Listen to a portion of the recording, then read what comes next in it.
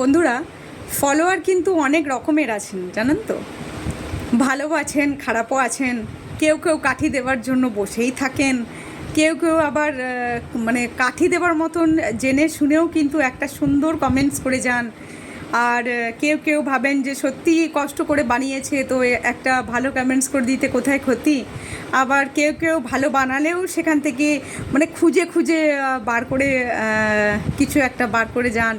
তারপর এই যে ধরুন, যেমন একটা ব্যাপার থাকে না, মানে যে কারোর বাড়িতে আপনি নিমন্ত্রণ খেতে গেলেন, তো মানুষের একটা স্বভাব দেখবেন, খেয়ে আসার পরও সব কিছু যদিও পরিপাটি হয়, তখন এসে বলবে ওই মানে মাটনটা একটু নুন বেশি হয়ে গিয়েছিল, বা পোস্তটায় আর একটু নুন বেশি হলে আর কি ভালো হতো। এরকম একটা ব্যাপার থেকে যায় মানুষের মধ্যে। তো এটা কিছু করার নেই, এটা মানুষের ধর্ম। যাই হোক, একটা কি বলবো বুঝতে পারছি না। একজন ফলোয়ার আজকে একটা আমার রিলে কমেন্ট করেছেন যে দই পটলের যে রেসিপিটা আমি ছেড়েছিলাম, সেটা তো আপনারা সবাই দেখেছেন নিশ্চয়ই। তো সেখানে কমেন্ট করেছেন, দই পটল আর পটলের দোলমা সম্পূর্ণ দুটো নিরামিষ, সম্পূর্ণ দুটো আলাদা রেসিপি। একটা পুর দিয়ে হয়, একটা পুর না দিয়ে হয়। তো এবার থেকে জেনে শুনে তারপরেই বলবেন। তো শুনে খুব অবাক লাগলো যে রীতিমতন ধমকি দিয়ে আমাকে বলছেন যে এবার থেকে জেনে শুনে তারপর বলবেন। তো আমি তার উদ্দেশ্যে বলতে চাই, জেনে শুনে বলার মতন কোনো ইচ্ছা আমার নেই।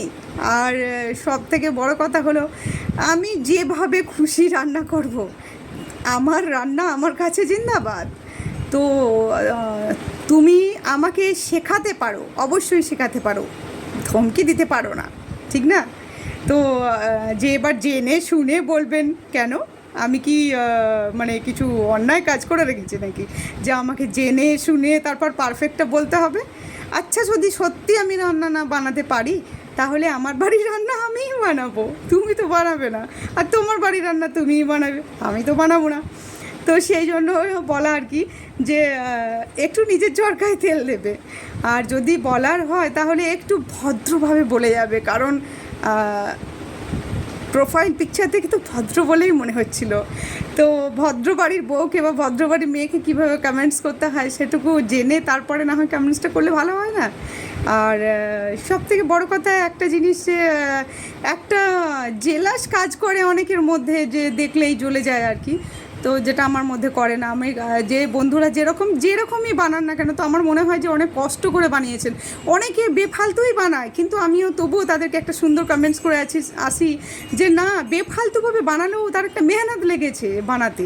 আর সবার ধরন এক রকমের নয়, সবার যেমন দৃষ্টিভঙ্গি এক রকমের নয়, কারুর কষ্ট প্রকাশ করার ইচ্ছাটাও যেমন এক রকমের নয়, সেরকম সবার পছন্দ অপছন্দটা এক রকমের নয়।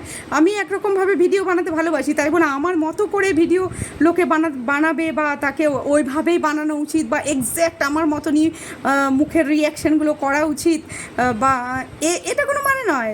সেই গানটাকে নিজের মতন করে ফুটিয়ে তুলবে। তো সেইটাই, যে রান্নার পোস্ট করছি অবশ্যই বলুন যে দিদি এটা এভাবে নয়, দিদি ওটা ওভাবে করলে ভালো হয়, এটা কিন্তু এইভাবে নয়, ওটা ওইভাবে। তো রীতিমতন ধমকি দেন, যে ধমকি দিয়ে বলছেন যে পরের বার থেকে, মানে এবার থেকে জেনে শুনে বলবেন। তো কথা বলার তো একটা ধরন আছে। যাই হোক, বোঝাই যায় প্রোফাইল পিকচারেই তো সবাই। আর কি বলবো, বাকিটা না বলাই ভালো, আপনারাই বুঝে নেবেন। ভালো থাকবেন সবাই।